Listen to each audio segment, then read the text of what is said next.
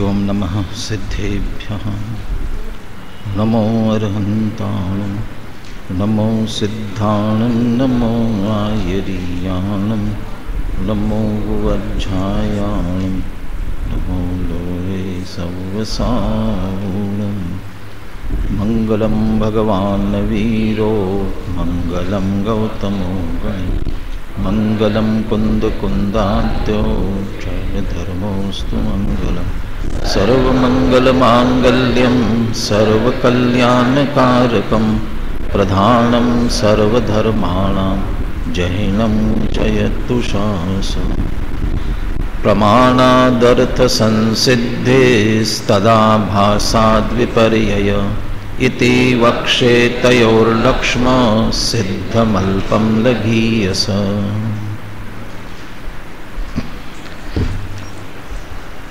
आचार्य माणिक नंदी विरचित परीक्षा मुख तत्वों की परीक्षा अर्थात सर्व ओर से देख कर निर्णय करना। जिन्होंने इसकी भूमिका पढ़ी वो ध्यान से परिसमन्तात ईक्षणम निरीक्षणम वह परीक्षा कहलाती है।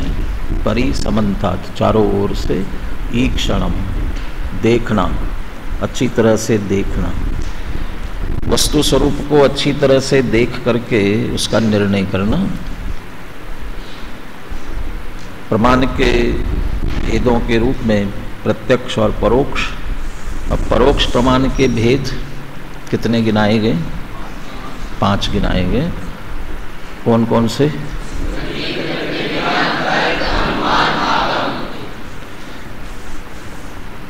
कभी कभी लगता है कि ये सब इतना विस्तार पढ़ने की क्या जरूरत है, क्या आवश्यकता है। खास करके थोड़े अध्यात्मी हो जाते हैं तो ऐसे लगने लगता है कि बस आत्मा आत्मा की चर्चा करो, बाकी थोड़ा सा ही किसी और विस्तार में चले जाते हैं तो फिर निरर्थक लगने लगता है। क्या आवश्यकता है? या फिर कुछ चर्चा विस्तार से की जा रही हो तो आप ये बताइए कि उसकी उपयोगिता क्या है। अध्यात्म आत्म कल्याण की दृष्टि से उसकी उपयोगिता क्या है। टोडरमल जी ने भी एक वाक्य लिखा इस संदर्भ में, न्याय व्याकरण आदि का भी थोड़ा बहुत अभ्यास चाहिए। वो तो थोड़ा बहुत इसलिए कहा, उन्होंने सामान्य जनों के लिए मोक्षण प्रकाशक लिखा, जिनकी अल्प बुद्धि है, समझाने पर भी जल्दी समझ में नहीं आ सकता, इसलिए देश भाषा में लिखा, सरल भाषा में लिखा। तो उनके लिए, सामान्य जनों के लिए कहा थोड़ा बहुत चाहिए। लेकिन जो विशिष्ट स्वाध्याय करने वाले हैं उनके लिए तो विशेष चाहिए। निरंतर स्वाध्याय के लिए समय निकाल रहे तो उन्हें विशेष चाहिए, और जो अधिकारी विद्वान बन रहे हैं उनके लिए तो जरूरी है। उसमें से विस्तार बहुत हो सकता है, लेकिन सामान्य तौर पर जितना जरूरी है वह जानना तो आवश्यक ही है। प्रत्यक्ष परोक्ष में भी ये लगता है कि आत्मा का अनुभव तो प्रत्यक्ष करना है, परोक्ष ज्ञान से क्या लेना देना। आत्मानुभव तो प्रत्यक्ष करना है, परोक्ष से तो कोई मतलब नहीं है। लेकिन हमारे पास प्रत्यक्ष ज्ञान है ही नहीं, हमारे पास तो मति और श्रुत ज्ञान 2 ही है। जब मति श्रुत ज्ञान 2 परोक्ष ज्ञान ही है तो फिर आत्मा का अनुभव प्रत्यक्ष कैसे हो सकता है? तो वो भी तो परोक्ष ही होगा। मति श्रुत ज्ञान परोक्ष है, उसका जितना विस्तार है, ये जितने भेद प्रभेद बताए जा रहे वे सब परोक्ष है। हमारे पास कोई भी व्यापार धंधा शुरू करता है ना, जो अपने पास है उसी से शुरू करेगा। बहुत से बहुत होगा तो जैसे अब संभाल सकता है ऐसा थोड़ा बहुत दूसरे से उधार ले लेगा, लेकिन फिर भी जो अपने पास है उससे शुरू करना पड़ता है। तो हमारे पास मति श्रुत ज्ञान परोक्ष ज्ञान ही है, तो उसी से प्रारंभ करना पड़ेगा। तो ये इस सब की उपयोगिता आत्म तत्व, पहले 7 तत्वों के निर्णय के लिए और उन 7 में से आत्म तत्व के निर्णय के लिए व उस आत्मा के अनुभव के लिए ये सारे परोक्ष प्रमाण की आवश्यकता है। मैं थोड़ा मोक्षा प्रकाशक तो नहीं, रहस्यपूर्ण चिट्ठी में से इस संदर्भ में जो कोडरमल जी ने लिखा है वो पढ़कर मैं सुनाता हूँ आपको। तो सारी प्रक्रिया जो होनी है वो परोक्ष ज्ञान में ही होनी है, और जो परोक्ष ज्ञान में से जो अभी हम पढ़ रहे हैं भेद प्रभेद, यही काम आने वाले हैं उनमें सब में।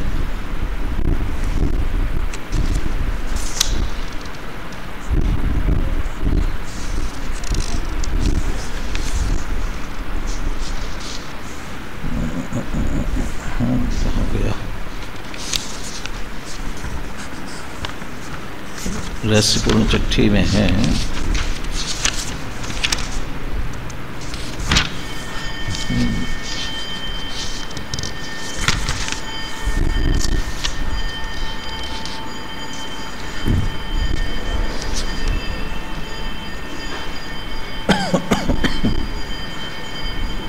अभी थोड़ा ज़्यादा पीछे नहीं जाऊंगा विस्तार में।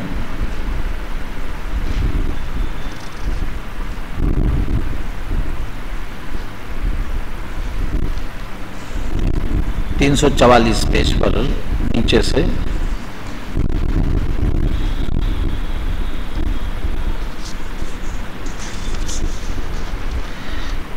वो जो अनुभव हुआ है वो किसका विषय है, इस संदर्भ में विस्तार से चर्चा करते हुए 344 पेज पर ऊपर से पढ़ते हैं। इस स्वानुभव को मन द्वारा हुआ भी कहते हैं, क्योंकि इस अनुभव में मति श्रुत ज्ञान ही है, अन्य कोई ज्ञान नहीं है। मति श्रुत ज्ञान इंद्रिय मन के अवलंबन बिना नहीं होता, सो यहाँ इंद्रिय का तो अभाव ही है, क्योंकि इंद्रिय का विषय मूर्तिक पदार्थ ही है। तथा यहाँ मन ज्ञान है, क्योंकि मन का विषय अमूर्तिक पदार्थ भी है, इसलिए मन संबंधी परिणाम स्वरूप में एकाग्र होकर अन्य चिंता का निरोध करते हैं, इसलिए मन द्वारा कहते हैं। आंखों से देखेंगे नहीं, आत्मा दिखेगा नहीं ना आंखों से, कानों से आत्मा के संदर्भ में सुन लेंगे, सुन तो सकते हैं, लेकिन वो जो शब्द सुने हैं उससे भी आत्मा पकड़ में नहीं आएगा। किससे आएगा कि मन से उसके स्वरूप का विचार किया जाएगा, और वो जो स्वरूप है उसमें ही मन को स्थिर किया जाएगा। वस्तु विचारत ध्यावते मन पावे विश्राम, तो वस्तु का विचार मन से चल रहा है, उस पर ध्यान में पहुंच जाएंगे और स्थिर हो जाएंगे।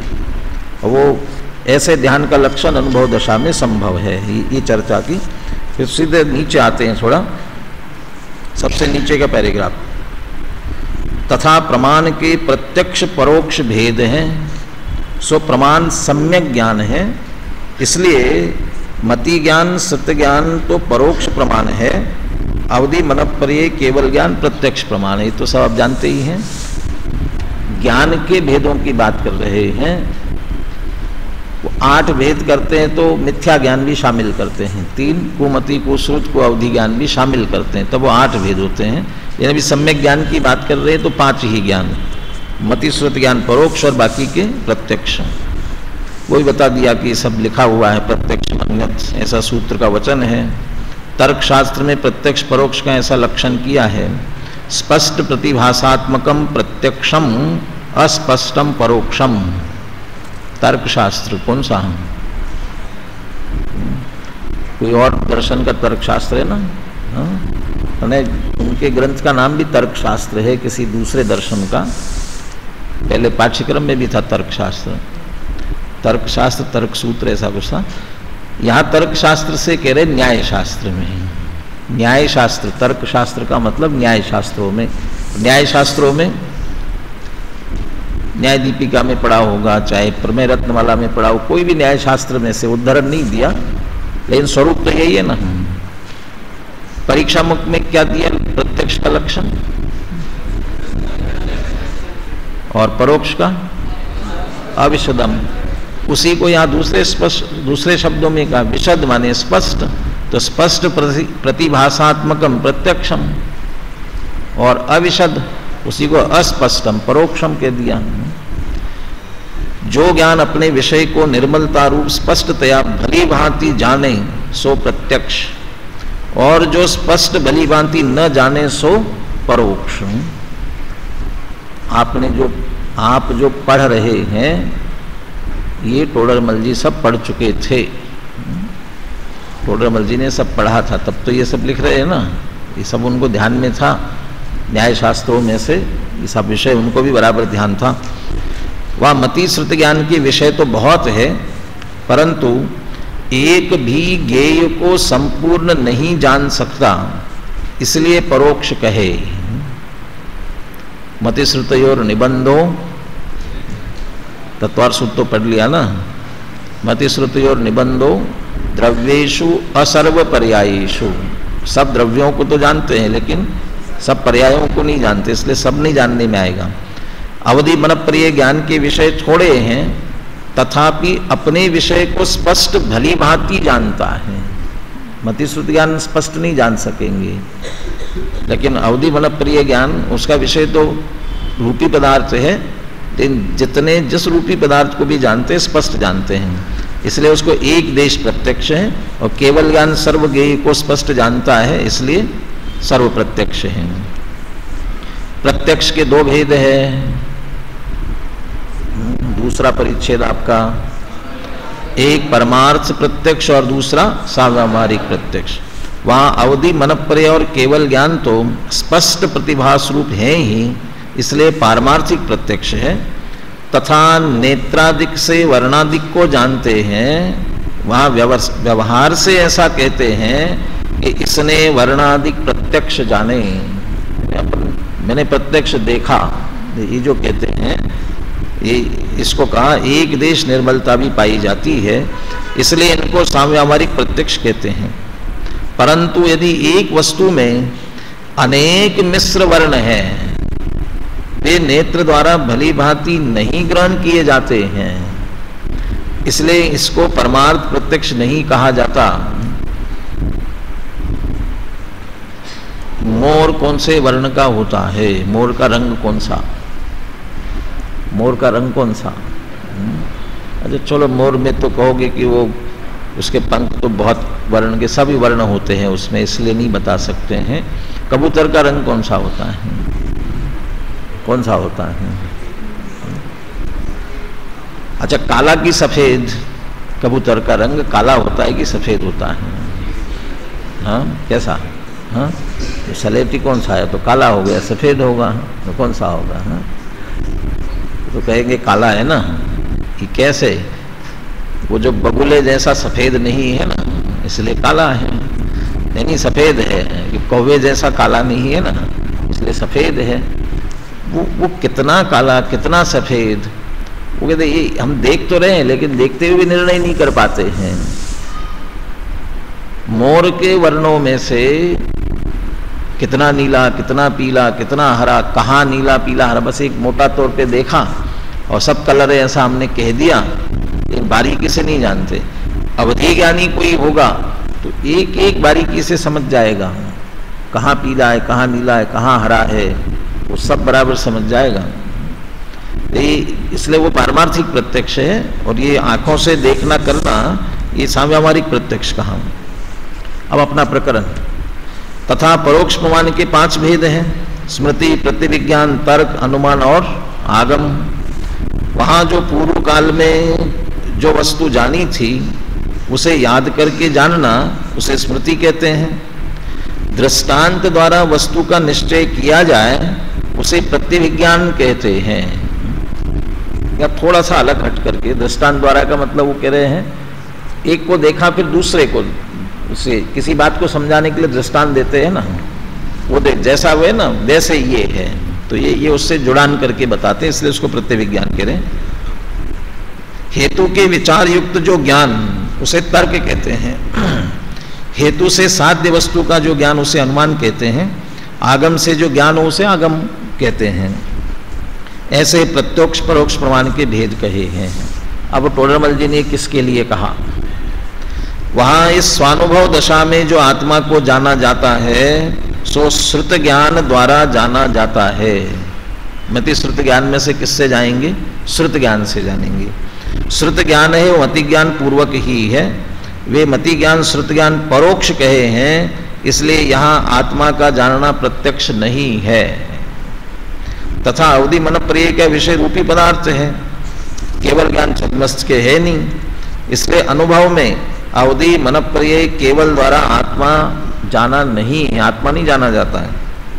यहाँ आत्मा को स्पष्ट भली भांति नहीं जानता है, इसलिए पारमार्थिक प्रत्यक्षपना तो संभव नहीं है। तो है क्या फिर? जैसे नेत्रादिक से वर्णादिक जानते हैं, वैसे एक देश निर्मलता सहित भी आत्मा के असंख्यात प्रदेशादिक नहीं जानते हैं। माने आत्मा का अनुभव कितना, भले ही प्रत्यक्ष आत्मा को अनुभव में लिया कहते हैं, एक बहुत स्थूल कथन है। ये कहना कथन स्थूल है, आत्मा सूक्ष्म है, उसका अनुभव करना अत्यंत सूक्ष्मता में जाकर होगा। लेकिन मैंने आत्मा का प्रत्यक्ष अनुभव किया कहना बहुत स्थूल कथन है, क्योंकि आत्मा प्रत्यक्ष हो ही नहीं सकता किसी भी प्रकार से। इसलिए सामव्यावहारिक प्रत्यक्षपना भी संभव नहीं है। माने सामव्यावहारिक प्रत्यक्ष भी नहीं कह सकते, पारमार्थिक तो है नहीं, सामव्यावहारिक प्रत्यक्ष भी नहीं है, फिर क्या बचा? परोक्ष ही तो रहा। कैसे होता है? यहां पर तो आगम अनुमानादिक परोक्ष ज्ञान से आत्मा का अनुभव होता है। आगम ये परोक्ष ज्ञान आत्मानुभव में जरूरी है। ये परोक्ष ज्ञान के भेद प्रभेद जो पढ़ रहे हैं, हम पढ़ने के लिए मात्र नहीं पढ़ रहे हैं, अध्यात्म में इनकी उपयोगिता है। जिस आत्मा का निर्णय करना है, क्या गुरुदेव रोज पहला वाक्य बोलते हैं, हूँ परमात्मा छू एम नक्की कर, हूँ परमात्मा छू एम निर्णय कर, अनुभव कर। तो निर्णय करना है ना, काय से निर्णय करेंगे? आगम अनुमान ये परोक्ष ज्ञान ही काम आने वाले हैं, और दूसरे ज्ञान काम नहीं आएंगे इसमें। तो आगम अनुमानादिक परोक्ष ज्ञान से आत्मा का अनुभव होता है। कैसे होगा? जैनागम में जैसा आत्मा का स्वरूप कहा है, उसे वैसा जानकर उसमें परिणामों को मग्न करता है। जैसा जिनवानी में कहा वैसा अहमिको खलु शुद्धो निम्बमो नानदंसन समग्गो। इसलिए आगम परोक्ष प्रमाण कहते हैं। अथवा ये आगम की बात कही, अब अनुमान की बात करते हैं। मैं आत्मा ही हूं, क्योंकि मुझ में ज्ञान है। जहां जहां ज्ञान है वहां वहां आत्मा है। चूंकि मुझ में ज्ञान है, इसलिए मैं कौन हूं? कि आत्मा हूं। तो ये संचेतन, संवेदन, अनुभूति स्वरूप भगवान आत्मा प्रति समय सबको अनुभव में आ रहा है। ये ज्ञान का जो संवेदन संचेतन चल रहा है। कैसा आत्मा हूं मैं? जैसे सिद्धादिक है, जहां आत्मा नहीं है वहां ज्ञान भी नहीं है। ये किसका प्रयोग हुआ है? क्या है ये? जहां जहां ज्ञान है वहां वहां आत्मा है। क्या हो गया ये? इदम अस्मिन् सत्येव भवति। और जहां आत्मा नहीं है वहां ज्ञान भी नहीं है। असति तु न भवति। क्या है ये? व्याप्ति है, तर्क व्याप्ति, इसके द्वारा अनुमान किया जाता ना। जहां आत्मा नहीं वहां ज्ञान भी नहीं है। कैसे? जैसे मृतक कलेवर, मुर्दा पड़ा हो, आत्मा नहीं, इसलिए उसको ज्ञान भी नहीं है। इस प्रकार अनुमान द्वारा वस्तु का निश्चय करके उसमें परिणाम मग्न करता है। इसलिए अनुमान परोक्ष प्रमाण कहा जाता है। अनुमान भी परोक्ष प्रमाण है। अथवा आगम अनुमानादिक द्वारा जो वस्तु जानने में आई उसी को याद रखकर उसमें परिणाम मग्न करता है। इसलिए स्मृति कही जाती है। स्मृति का उपयोग याददाश्त आपकी, उसका उपयोग किसके लिए करना, किस चीज़ के लिए करना, याददाश्त स्मृति का उपयोग किसके लिए करना? मम्मी पापा की याद करो, भाई बहन की याद करो, दोस्तों की याद करो, इसी के लिए तो करना, यानी इसके लिए नहीं, परीक्षा के लिए भी करना पड़ता है। हाँ, परीक्षा के लिए भी करना, अन्ना जी को सुनाने के लिए भी करना पड़ता है। हाँ? अरे आत्मा के अनुभव के लिए भी करना। कैसे करना उसे? आगम से, अनुमान से, आगम से जो कुछ भी हमने पढ़ा हो उसे स्मृति में रखना, अनुमान से हमने जो निर्णय किया था उसे भी याद रखना, अच्छी तरह से निर्णय कर लिया उसे पुनः पुनः स्मृति में लेना। जिसका होना चाहिए निरंतर स्मरण उसका हो रहा है विस्मरण, और जिसका होना चाहिए विस्मरण उसका हो रहा है निरंतर स्मरण। तो वो अब स्मरण किसका करना? कि आत्मा का। क्या होता है आत्मा? यदि मालूम ही नहीं होगा तो आप स्मरण कैसे करोगे उसका? इसलिए आगम से, अनुमान से निर्णय कर लेना अच्छी तरह से, अकेले आगम से नहीं, अपनी बुद्धि लगाकर अनुमान से भी, तर्क युक्ति स्वयं लगा करके भी निर्णय करके, हाँ ऐसा ही आगम में लिखा, ये आत्मा चैतन्य स्वरूप और ऐसा मैं ही हूँ, ऐसा भाषित करते हुए इत्यादि प्रकार से स्वानुभव में परोक्ष प्रमाण द्वारा ही आत्मा का जानना होता है। वहाँ पहले जानना होता है, पश्चात जो स्वरूप जाना उसी में परिणाम मग्न होते हैं। परिणाम मग्न होने पर कुछ विशेष जानपना होता नहीं है। मग्न हो गए, आत्मा का अनुभव हो गया, तो अनुभव होने से कुछ नया जानकारी हमें मिल गई, ऐसा नहीं है। आत्मानुभवी पुरुष वो आत्मा में डुबकी लगाकर आत्मा की बात कहते हैं, तो डुबकी लगा करके कहते तो कुछ नई बात कहते होंगे कि नहीं कह सकते हैं? क्या कहेंगे? जो जिनवानी में जैसा आत्मा का स्वरूप लिखा है वही कहेंगे, उसके अतिरिक्त और कुछ नहीं है। और कुछ कहने लगेंगे तो अप्रामाणिक हो जाएगा वहां कहना, उनका कथन अप्रामाणिक होगा। और यदि वैसा ही आत्मा उनकी दृष्टि में, उनके अनुभव में आ रहा होगा तो उनका अनुभव भी अप्रामाणिक हो जाएगा, क्योंकि ऐसा आत्मा का स्वरूप ही नहीं है और आपको ऐसा भाषित हो रहा है, तो वो नहीं आत्मा का स्वरूप। इसलिए वो कथन जो करेंगे वो आगम के अनुसार ही करेंगे। इसलिए कोई ज्ञानी धर्मात्मा चाहे जितना अध्यात्मी होवे तो भी ये नहीं कह सकता कि मैं जो कह रहा हूं वो आत्मा को देख कर, माने अनुभव करके वो अनुभव की बात कह रहा हूं, अपने अनुभव की बात कह रहा हूं, ऐसा नहीं कह सकता है। ज्ञानी धर्मात्मा की बात तो छोड़ो, चार ज्ञान के धारी गणधर देव भी ये नहीं कह सकते कि आत्मा के अनुभव की बात कह रहा हूं, जबकि वे तो छठे सातवें गुणस्थानवर्ती और चार ज्ञान होने के कारण से श्रद्धा दृढ़ होती है। चार ज्ञान होने का तात्पर्य शुरू में जो श्रोता का स्वरूप लिखा है ना, श्रोता वक्ता का स्वरूप, दोनों में इस बात पर जोर दिया है।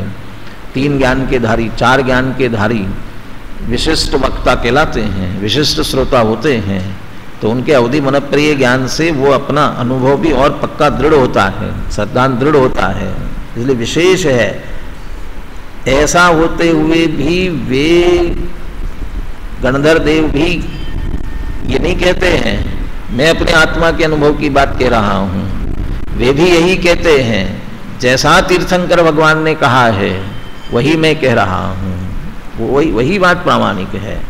इसलिए वो जिनवानी के आगम के अनुसार, हाँ उसे अनुमान से, तर्क से, युक्ति से समझा सकते हैं, स्वयं निर्णय कर सकते हैं, तर्क युक्ति लगाने के लिए कुछ अपने शब्दों का प्रयोग कर सकते हैं, लेकिन वो बात फिर भी आगम की ही होनी चाहिए, आगम के अनुसार ही मिलान उसका होना चाहिए। इसलिए वो अनुभव के बाद कुछ नया विशेष होता हो ऐसा नहीं है। इसमें मुझे ये कहना था सिर्फ कि स्मृति, अनुमान और आगम तीन की बात की, लेकिन अनुमान से पहले तर्क भी आ रहा है उसमें और प्रतिविज्ञान भी आ रहा है, तो ये सब आत्मा के अनुभव के लिए जरूरी होते हैं। और इन्हीं परोक्ष प्रमाण जिनको हम समझ रहे हैं उनके आधार से ही आत्मा का अनुभव किया जाता है। तो बाकी आकी चर्चा उसको प्रत्यक्ष क्यों कहते हैं इसकी चर्चा की है, और विशेष जानना हो तो वहाँ से पढ़ लेना। अभी अपनी चर्चा चल रही थी अनुमान प्रमाण की। अनुमान प्रमाण का लक्षण क्या बताया? साधन से साध्य का ज्ञान। इसलिए आगे साधन का लक्षण भी बता दिया, साध्य का लक्षण भी बता दिया। साध्य के लक्षण में जो विशेषण आए थे, इष्ट, अबाधित, असिद्ध, वो किसके लिए, कैसे, क्या आवश्यकता, ये सब चर्चा भी कर दी। इसके बाद एक चर्चा आगे प्रारंभ की थी, साध्य क्या होता है? धर्म होता है कि धर्मी होता है? धर्म धर्मी, धर्म धर्मी का अर्थ कोई विशेषण को साध्य बनाया जाता है कि उस विशेषण से युक्त वस्तु विशेष उसको बनाते हैं। कोई व्यक्ति पदार्थ साध्य बनता है, कोई स्थान साध्य बनता है, या वहाँ उस जगह पर कोई बात सिद्ध की जाती है, तो व्यक्ति वस्तु वो तो धर्मी है। उस स्थान को भी धर्मी कह रहे हैं यहाँ पर, क्योंकि जिसकी सिद्धि की जा रही है उसके आधार से की जा रही है। तो कौन बनेगा? के लिए दोनों बनते हैं। व्याप्ति के समय में जब नियम बनाया जाएगा अविनाभाव का, एक के होने पर दूसरा, ये धर्म के साथ बनाया जाएगा। फिर उस चीज को किसी विशिष्ट स्थान पर किसी विशिष्ट व्यक्ति में निश्चित किया जाएगा, बाद में वो धर्मी कहलाएगा। धर्मी को पक्ष भी कहते हैं। जो धर्मी, हमें जो साध्य रूप धर्म जो चीज सिद्ध करनी है, वो जिस स्थान पर जिस व्यक्ति में हम सिद्ध करने जा रहे हैं, उसका जो आधार वो धर्मी, उसका एक नाम पक्ष भी है। पक्ष धर्मी यहाँ एक अर्थ में लिए, और वो धर्मी जो होता है जिसको पक्ष भी कहते हैं, वह प्रसिद्ध होना चाहिए। जिस आधार पर सिद्ध कर रहे हो, आधार तो सिद्ध है, क्या सिद्ध करनी है वो बात असिद्ध है, उसकी सिद्धि की जाएगी। उस धर्मी की सिद्धि 3 प्रकार से होती है, विकल्प से, प्रमाण से और उभय। उभय माने प्रमाण विकल्प से। तो ये सभी चर्चा उदाहरण सहित इसमें कर ली गई थी। 30वें सूत्र की चर्चा आगे करनी है हमें। 22-23 सूत्र एक बार बोलिए दोनों, 22-23 सूत्र। 22वां 23वां पहले निकाल लीजिए सभी एक साथ और बोलिए।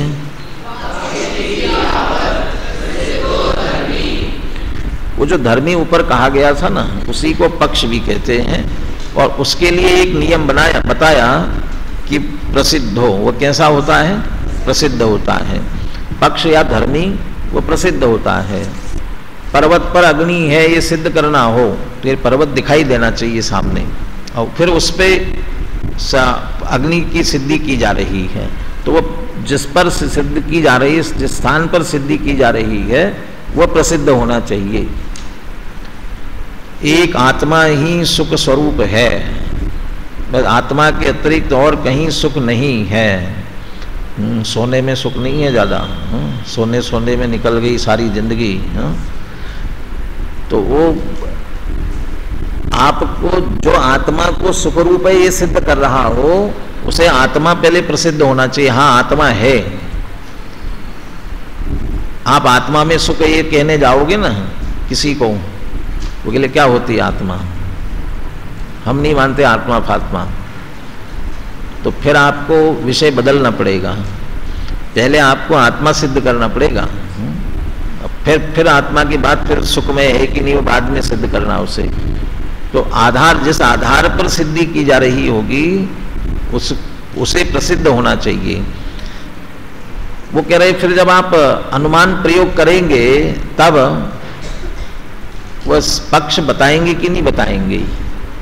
अनुमान का प्रयोग करते समय क्या सिद्ध कर रहे हो कि पर्वत पर अग्नि सिद्ध कर रहे हैं, यहाँ यह पर्वत अग्नि वाला है, तो पर्वत अग्नि वाला है ये बात कह रहे हो, पर्वत तो प्रसिद्ध है, फिर भी आप पर्वत पर अग्नि है ऐसा बोलोगे ना, क्यों बोलोगे? जब प्रसिद्ध है उसे क्यों बोल रहे हो? तो पक्ष धर्मी प्रसिद्ध होने पर भी उसका प्रयोग करना, उसका कथन करना जरूरी है। क्यों जरूरी है वो इस 30 नंबर सूत्र में बता रहे हैं। देखिए 30वां सूत्र, साध्य धर्माधार संदेहापणोदाय, बोलिए गम्यमानस्यापि पक्षस्य वचनम, गम्यमानस्य अपि पक्षस्य वचनम, जो पक्ष प्रसिद्ध है, गम्यमान माने जाना हुआ है, जानने में आ रहा है, गम्यमान, तो ऐसे गम्यमान होने पर भी, ज्ञात होने पर भी, जानने में आने पर भी, जाना हुआ है, प्रसिद्ध है ना, साध्य तो असिद्ध होता है, लेकिन धर्मी तो प्रसिद्ध होता है ना, जिस आधार से सिद्ध करने जा रहे हैं। तो जब वह सिद्ध है, प्रसिद्ध है, फिर उसके वचनों का प्रयोग क्यों किया जा रहा है? तो गम्यमानस्यपि पक्षस्य वचनम, उसका वचनों में प्रयोग किया जाएगा, कहा जाएगा, क्यों कहा जाएगा?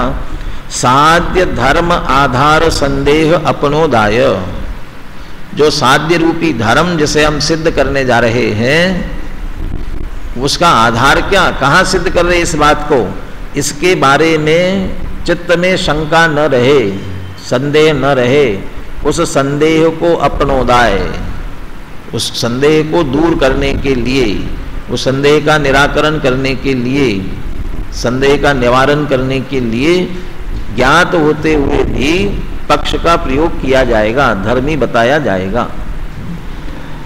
साध्य धर्माधार संदेहापनोदाय गम्यमानस्यापि पक्षस्य वचनम, यानी ज्ञात होने पर भी प्रयोग करेंगे ताकि उसका आधार क्या है इसके बारे में संदेह में न रहे, संदेह को दूर करने के लिए इसको उदाहरण दे रहे हैं। कैसे? और जो उदाहरण दे रहे हैं ना, वो सिद्धांत का उदाहरण दे रहे हैं, और सिद्धांत भी कहीं और से पकड़ के नहीं ला रहे हैं, यहीं से ले रहे हैं, इसी प्रकरण में से।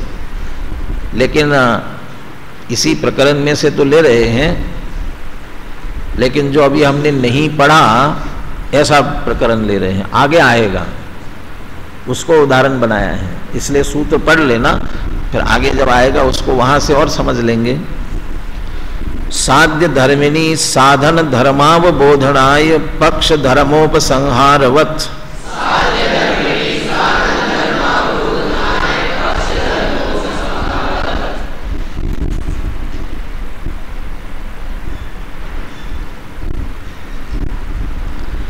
अभी तो ये चूंकि पूरे अंग बताए नहीं गए हैं ना, इसलिए मैंने कहा था आगे के आधार से उसकी चर्चा समझना पड़ेगी। तो अभी इसलिए थोड़ा सा ये भी देखते हैं, क्योंकि यहाँ इस तरह का कोई सूत्र नहीं आया है कि जो अनुमान के अंग पूरे बता दे। अलग अलग अलग करते हुए चर्चा तो कर दी, लेकिन किसी सूत्र में अनुमान के कितने अंग होते हैं ये स्पष्ट नहीं कहा। ये 33वां सूत्र तो आ रहा है कि 2 ही अनुमान के अंग होते, उदाहरण नहीं होता है। इसका मतलब कोई उदाहरण भी होता है और 2 होते हैं। तो पहले एक बार 5 के नाम आप सुन लीजिए। अनुमान के पंचांगी अनुमान के 5 अंग होते हैं। इसमें भी 2 चीजें हैं, ये आगे विस्तार से आएगी चर्चा आपको। न्याय की चर्चा 2 कारणों से होती है। प्रमाणमयों की चर्चा, तर्क युक्तियों की चर्चा 2 कारणों से होती है। एक, उस विषय को अपने शिष्यों को समझाना है, शिष्यों को समझाने के लिए। और जो शिष्य है वो गुरु के शिष्य है, एक मत वाले हैं, उसी मत को जानने वाले, मानने वाले हैं, समर्थन करने वाले हैं, उनको समझाया जाएगा। उसके लिए भी तर्क युक्ति ये सब न्याय पूरा प्रयोग किया जाएगा उनको समझाने के लिए। और अपने मत की सिद्धि और दूसरे मत का खंडन करने के लिए स्वमत मंडन, परमत खंडन, दूसरे मत का निराकरण करने के लिए भी इन सब का प्रयोग किया जाएगा। अब कहते जब शिष्यों को समझाया जाएगा, अनुमान से कोई बात समझाई जाएगी, तब 5 अंग प्रयोग किए जाएंगे। शिष्यों के लिए 5 अंगों का प्रयोग करेंगे। परंतु जब किसी अन्य मत वाले के साथ वाद विवाद किया जा रहा होगा, अपने मत की सिद्धि उनके मत की खंडन किया जा रहा होगा, तब 5 अंग नहीं प्रयोग किए जाएंगे, 2 ही अंगों का प्रयोग होगा, उससे अधिक का प्रयोग नहीं करेंगे। क्या दिक्कत आएगी वो सब आगे चर्चा विस्तार से कर रहे हैं, इसमें अपने आप आएगी। अभी मैंने 2 तरह से चर्चा कही ना। एक गुरु अपने शिष्यों को समझाते हैं, समान धर्म वाले आपस में, अकेले गुरु शिष्य को समझाए इतना ही जरूरी नहीं है, ये समान धर्म वाले आपस में चर्चा करें, उसमें भी इसका प्रयोग करते हो। और दूसरा जिसको वाद विवाद कहते हैं, वादार्थी विचराम्यहम नरपते शार्दूल विक्रीडितम, किसने कहा? समद्भद्राचार्य ने। यस्यास्ति शक्ति स वदतु पुरतो जैन निर्ग्रंथवादी। मैं जैन निर्ग्रंथवादी, कोई प्रतिवाद कर रहा हो तो आए सामने वाद विवाद करने के लिए। भेरी मया ताड़िता, ऐसे मैंने भेरी छेड़ दी है, आओ कोई भी। तो ये जो वाद विवाद होता था इसमें भी ये प्रयोग किया जाता था सबका। अब ये 2 स्थितियां हुई। इसे न्याय दीपिका में 2 प्रकार की कथा कही है, 2 प्रकार की कथाएं। एक होती है वीतराग कथा और एक कहलाती विजिगीषु कथा। विजिगीषु कथा, विजिगीषु कथा माने विजिगीषु, जीतने की जिसमें इच्छा हो वो कथा कहलाती विजिगीषु। तो वाद विवाद जहां होता है वहां जीत हार की बात होती है। लेकिन वीतराग कथा अब शिष्यों को समझा रहे हैं, उसमें कोई हार जीत की बात तो है नहीं, तो वीतराग कथा कहलाती है। तो जहां शिष्यों को समझाएंगे वहां 5 अंग होंगे अनुमान के। कौन कौन से 5 अंग होंगे? तो सबसे पहले पक्ष, दूसरा हेतु। पक्ष जो है वह साध्य रूप धर्म और धर्मी, ये 2 मिलकर के पक्ष कहलाता है। साध्य रूप धर्म और धर्मी ये दोनों मिल करके, और इसी को प्रतिज्ञा भी कहते हैं, पक्ष वचनम प्रतिज्ञा। जब अकेला पक्ष कह रहे हो, अनुमान के अंगों में सबसे पहला अंग है पक्ष, तब वहां समझ लेना साध्य से सहित पक्ष। और पीछे जहां कह रहे थे पक्ष इति यावत प्रसिद्धो धर्मी, तब समझ लेना वो पक्ष अकेले आधार को कह रहे हैं, साध्य रूप धर्म अलग करते हुए पक्ष कह रहे हैं, जिसको प्रसिद्ध कह रहे हैं। क्योंकि यदि वो प्रसिद्ध है तो साध्य तो असिद्ध होता है, तो इसलिए उसमें कोई सिद्ध और किया जाए। लेकिन जब अनुमान के अंग में सबसे पहले पक्ष कह रहे हैं, उसमें साध्य धर्म से विशिष्ट धर्मी, उस दोनों को मिलकर के पक्ष नाम दिया जा रहा है। तो पहला अंग है पक्ष, और उसी को वचनों में प्रयोग करने को प्रतिज्ञा भी कहते हैं। दूसरा है हेतु, जिसको साधन भी कहा, उसको हम ऐसा भी कह सकते, साधन वचनम हेतु, साधन को वचनों में प्रयोग करना वह हेतु कहलाएगा। फिर तीसरा आएगा दृष्टांत, उसको उदाहरण भी कहते हैं, उसको कहा जाएगा दृष्टांत वचनम उदाहरणम, दृष्टांत का वचनों में प्रयोग उदाहरण। तो प्रतिज्ञा हेतु उदाहरण, पक्ष हेतु उदाहरण या दृष्टांत। और फिर 2 और आते हैं उपनय और निगमन, उपनय निगमन, ये 2 और आते हैं। तो उपनय निगमन में क्या किया जाता है? हमने कहा ना पर्वत पर अग्नि है धुआं होने से, ये पर्वत अग्नि वाला है धूम वाला होने से, यह पर्वत अग्नि वाला है, ये हो गया पक्ष।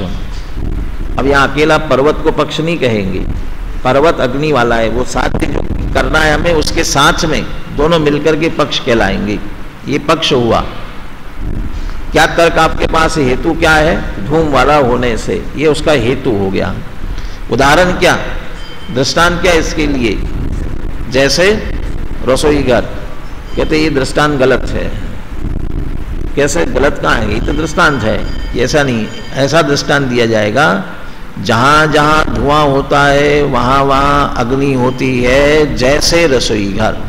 अब ये दृष्टांत हुआ, वो व्याप्ति पूर्वक दृष्टांत दिया जाएगा, अकेला दृष्टांत सीधा नहीं कहा जाएगा। ये अन्वय व्याप्ति हुई, जहां जहां धुआं वहां वहां अग्नि अस्थि का कहा ना, इसलिए अन्वय कहलाती है, इसलिए इसके साथ दिया वो अन्वय दृष्टांत दिया। जहां अग्नि नहीं होती है वहां धुआं भी नहीं होता, जैसे तालाब। अब ये हो गया व्यतिरेक दृष्टांत, तो व्यतिरेक व्याप्ति पूर्वक दिया जाएगा दृष्टांत, हो गया ना। अब कहते हैं चूंकि यहां पर धुआं है इसलिए अग्नि अवश्य होना चाहिए। चूंकि यहाँ पर धुआं है इसलिए अग्नि अवश्य होना चाहिए। ये जो दो वाक्य हमने बोले, चूंकि यहाँ धुआं है, ये जो हमने कहा, ये हमने पहले कोई बात कही थी उसी को दोहराया है। तो पहले कहा था धुआं, कहा था, किस रूप में कहा था हमने? हेतु के रूप में कहा था। ये पर्वत पर धुआं है, अग्नि है धुआं होने से। तो धुआं जो हेतु कहा गया था, पहले कहा था, उसी हेतु को फिर से दोहराया अपन ने दोबारा। तो ये उस हेतु को दोहराना, ये कहलाएगा उपनय। ये उपनय। अब इसमें दिमाग और उस पे मत लगाना, क्योंकि एक नए होते हैं फिर उपनय होते हैं। वो नए उपनय वाले अभी नहीं है यहाँ पर। या फिर वो संस्कार होते हैं ना, भारतीय संस्कृति में कितने प्रकार के? 16 संस्कार, 16 संस्कार होते हैं। उसमें यज्ञोपवीत संस्कार, उपनयन संस्कार, ऐसे बहुत सारे संस्कार होते हैं। वो भी नहीं, यहाँ बस ये फिर से एक बार हेतु को दोहरा देना, भाई ये उपनय है। यहाँ धुआं होने से ही अभी बात अधूरी है ना, फिर क्या अंत में क्या आप कहेंगे? इसलिए यहाँ पर अग्नि अवश्य है, ये अपन ने दोहराया। तो अपन ने पहले भी कहा था ना अग्नि, तो किस रूप में कहा था? सिद्ध करने के साध्य के रूप में कहा था, पक्ष के रूप में लिया था। ये पर्वत अग्नि वाला है, इसलिए यह पर्वत अग्नि वाला ये बात सिद्ध होती है। इसको हमने फिर से दोहराया, तो पक्ष को फिर से दोहराना ये कहलाएगा उपसंहार। ये अंत में आया था निगमन, वो निगमन कहलाता है। अब यहाँ वो निगमन आगे आएगा, समझाएंगे उसको। यहाँ उदाहरण के रूप में दिया। पक्ष प्रसिद्ध है, आधार जिस आधार से साध्य सिद्ध किया जा रहा है वो प्रसिद्ध है, प्रसिद्धो धर्मी। फिर भी क्यों प्रयोग कर रहे हैं? कि उसके संदेह को दूर करने के लिए। हम जानते हुए भी उसको दोहरा रहे हैं। कि कैसे? कि जैसे अनुमान में अंत में जाकर के पहले प्रतिज्ञा में कह दिया था, तो फिर से आप कह रहे हाँ इसलिए पर्वत अग्नि वाला है, ये दोबारा आपने दोहराया। तो जैसे वहाँ निगमन में दोहराया जाता है, वैसे यहाँ पर ज्ञात होते हुए भी दोहरा रहे हैं। तो उस बात को यहाँ दृष्टांत के रूप में बताया। देखो, साध्य धर्मिनी साधन धर्म अवबोधनाय। साध्य धर्मी, अब साध्य धर्मी, साध्य सहित धर्मी पक्ष, उसमें साधन धर्म अवबोधनाय, साधन रूप धर्म का ज्ञान कराने के लिए पक्ष धर्म उपसंहारवत, पक्ष धर्म का उपसंहार फिर से किया जाता है। चूंकि यहाँ धुआं है इसलिए अग्नि अवश्य होना चाहिए, ये दोबारा जो दोहराया जाता है। तो पहले कहा हुआ फिर से आपने दोहरा दिया, पक्का करने के लिए समझ लो, ज्ञान कराने के लिए, निर्णय कराने के लिए। जैसे कही हुई बात को फिर से निर्णय कराने के लिए दोहराते हैं, उसी तरह हम साध्य की सिद्धि कहाँ कर रहे हैं इसमें शंका नहीं रहे, इसके लिए जानते हुए भी जिसको जान रहे हैं ऐसे पक्ष का वचनों में प्रयोग किया जाएगा। इतनी सी बात इसमें कही गई। अब ये दोनों सूत्रों को मिला करके बुलवाता हूं, फिर दोनों सूत्र, क्योंकि ऊपर का सूत्र और उसके लिए दृष्टांत है 31वां सूत्र। साध्य धर्माधार संदेहापणोदाय गम्य मानस्यापि पक्षस्य वचनम।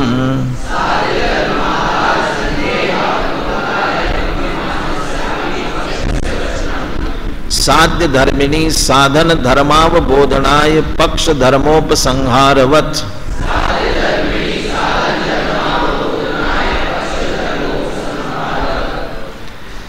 अब जो ये अनुमान के अंगों की अपन ने मोटे तौर पर चर्चा की थी, ये 5 होते हैं। अब उन्हीं 5 के संदर्भ में आगे विस्तार से चर्चा करेंगे कि ये सभी अंगों की इसमें आवश्यकता होती है। एक सूत्र और लेना है, ये चूंकि इसी के संदर्भ में, इसलिए इसी बात को उपहास के रूप में समर्थन करते हैं। वही कि पक्ष जान रहे हैं, प्रसिद्ध है, फिर भी बता रहे हो, मूर्ख हो तुम तो। जो बात जानते हो उसको फिर से क्या कहने की आवश्यकता है? कोई ऐसा कहता है उसके लिए कह रहे हैं। को वा त्रिधा हेतु मुक्त्वा समर्थे मानो न पक्षयति।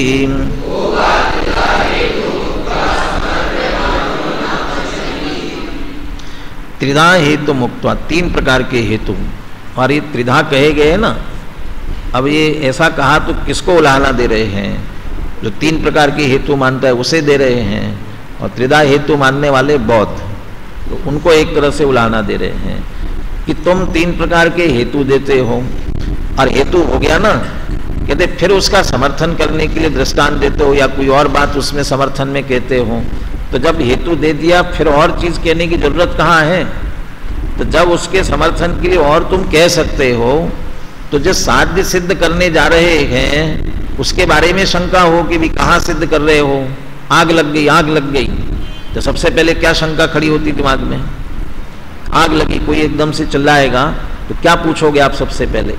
कहाँ? और वो पहले से कहेगा कि बगल की बिल्डिंग में आग लगी, तो वो शंका अपने आप निरसन हो गया ना। तो वो साध्य कहाँ सिद्ध किया जा रहा है इसकी शंका न बनी रहे, इसलिए पक्ष ज्ञात होते हुए भी उसका प्रयोग करना जरूरी है, प्रसिद्ध होते हुए भी उसका प्रयोग करना जरूरी है। जैसे कि तुम हेतु तुमने बता दिया, तीन तीन प्रकार के हेतु कह रहे हो और फिर उसके समर्थन करते हो। जब उसके समर्थन को स्वीकार कर रहे हो तो फिर पक्ष का प्रयोग क्यों नहीं करते हो? को वा, ऐसा कौन होगा, पहले ये इतने ऐसे शब्दों में प्रयोग किए, लेकिन ऐसा इसका तात्पर्य निकलेगा, ऐसा कौन मूर्ख होगा? कौन कि जो त्रिधा हेतु मुक्त्वा, तीन प्रकार के हेतुओं को कह करके और समर्थ है माना, फिर उसका समर्थन भी करे। तो रिपीटेशन कर दिया ना, और ये तो उधर तो रिपीटेशन कर रहा है, और न पक्षयति, पक्षयति माने पक्ष का प्रयोग नहीं करे, तो इसलिए पक्ष का प्रयोग जरूरी है। तो पहले पक्ष होगा फिर हेतु होगा, ये दो अंग है। अब आगे कहेंगे कि ये दो ही मुख्य रूप से अंग है, आगे के उदाहरण, उपनय, निगमन ये अनुमान के वास्तविक अंग नहीं है, ये तो शिष्यों को समझाने के लिए कहे गए हैं। अब शिष्यों को समझाने के लिए कहे तो यहाँ तो शिष्यों को ही पढ़ाया जा रहा है, तो उनका भी लक्षण क्या है वो भी जानना जरूरी है, तो उसकी चर्चा आप क्रम से करेंगे आगे।